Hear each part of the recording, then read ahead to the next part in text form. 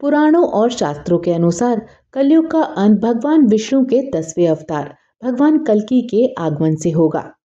भगवान कल्कि उन सभी दुष्टों और पापियों का विनाश करेंगे जो समाज और मानवता के लिए खतरा हैं और पृथ्वी पर धर्म की पुनर्स्थापना करेंगे। यह तो हम सभी जानते हैं, परंतु आज जानेंगे कि कैसा होगा कलयुग के बाद का समय। साथ ही जानेंगे कलयुग की वो विशेषता जो इसे बाकी युगों में सबसे उत्कृष्ट बनाती है। मित्रों, स्वागत है आपका हमारे चैनल अलौकिक परिचय में। मित्रों, कलयुग लाख बुरा सही, परंतु कलयुग की एक विशेषता ऐसी है जो इसे बाकी युगों में सबसे उत्कृष्ट बनाती है।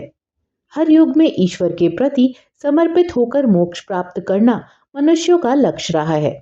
वो बात अलग है कि कलयुग में हम मनुष्यों ने अपना लक्ष्य धन एकत्र करना निर्धारित कर लिया है, परंतु हर मनुष्य, चाहे वो जिस भी युग का हो, उसका एकमात्र लक्ष्य इस जीवन मरण के चक्र से मुक्ति पाकर मोक्ष प्राप्त करना ही रहा है।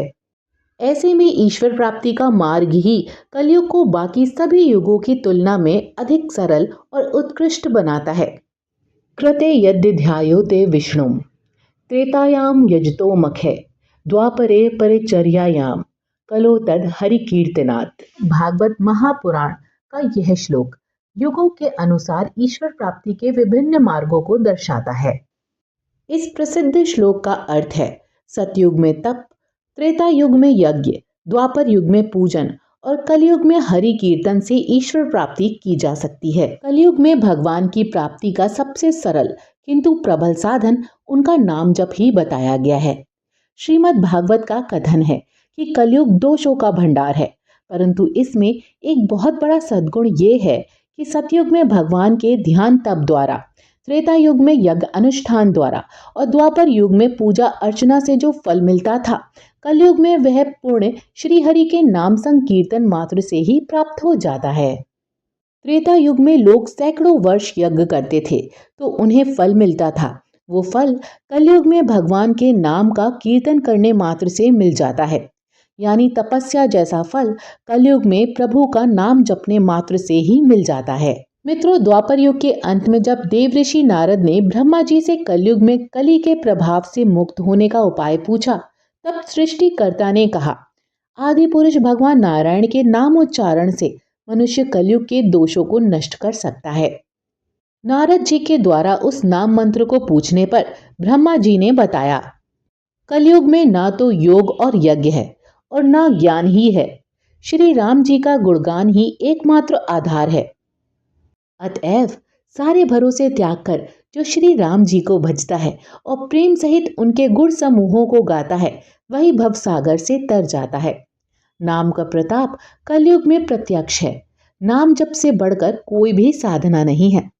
प्रभु के नाम जप की महिमा अनंत है। प्रभु का नाम हमें कष्टों से बचाता है, परंतु हम मनुष्य उनका मात्र नाम लेने का कष्ट भी नहीं करना चाहते। मित्रों, कलयुग के दौरान अधर्म और अन्याय का व्यापक रूप से प्रसार होगा। मानव जीवन में अज्ञानता और अधर्म की वृद्धि होगी और लोग अपने स्वार्थ और लालच के चलते नैतिकता और धर्म को भूल जाएंगे। अंततः इन सभी का अंत होना अनिवार्य है। कलयुग हिंदू धर्म के 4 युगों में अंतिम है। यह युग अधर्म, अन्याय और अज्ञानता का युग माना जाता है, परंतु हर युग के बाद एक नया युग आता है जो पुरानी चीजों को समाप्त कर एक नए शुद्ध युग का आगमन करता है। आइए जानते हैं कि कलयुग के बाद का समय कैसा हो सकता है और इसके संभावित बदलाव क्या हो सकते हैं। हिंदू मान्यताओं के अनुसार कलयुग के बाद सतयुग का प्रारंभ होता है। सतयुग, जिसे सत्य का युग भी कहा जाता है, को धर्म, सत्य और न्याय का युग माना जाता है। यह युग एक नई शुरुआत का प्रतीक है, जहां अज्ञानता और अधर्म का अंत होता है और सत्य, न्याय और धर्म का प्रभुत्व स्थापित होता है। युग को सत्य, धर्म और न्याय का युग माना जाता है। इस युग में मानव जीवन शुद्ध और सद्गुणों से भरा होगा। लोग नैतिकता, सत्य और धर्म का पालन करेंगे और अपने जीवन में सच्चाई और न्याय को सर्वोपरि मानेंगे। इस युग में समाज में समानता और सद्भाव का माहौल होगा और सभी लोग एक दूसरे के साथ प्रेम और सम्मान से पेश आएंगे। सतयुग में समाज का स्वरूप पूरी तरह से बदल जाएगा। लोग अपने कर्तव्यों का पालन करेंगे और समाज के प्रति अपनी जिम्मेदारियों को समझेंगे। समाज में अधर्म और अन्याय का कोई स्थान नहीं होगा। लोग सच्चाई, ईमानदारी और न्याय के सिद्धांतों को अपनाएंगे और अपने जीवन को उन्हीं के आधार पर जिएंगे। पर्यावरण और प्रकृति का संतुलन पूरी तरह से पुनर्स्थापित हो चुका होगा। सतयुग में मानव और प्रकृति के बीच एक अद्भुत सद्भाव होगा।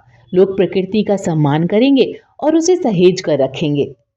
इस युग में पर्यावरण शुद्ध और स्वच्छ होगा और सभी जीव जंतु और पेड़ पौधे स्वस्थ और खुशहाल होंगे। सतयुग में आर्थिक संरचना पूरी तरह से परिवर्तनशील होगी। इस युग में लालच और स्वार्थ का कोई स्थान नहीं होगा। लोग अपनी जरूरतों के अनुसार अपने संसाधनों का उपयोग करेंगे और उन्हें अनावश्यक रूप से जमा करने का प्रयास नहीं करेंगे। आर्थिक समानता और न्याय का पालन किया जाएगा। सतयुग में दिव्य सत्ता का प्रभाव होगा। भगवान और धर्म का महत्व फिर से सर्वोपरि होगा।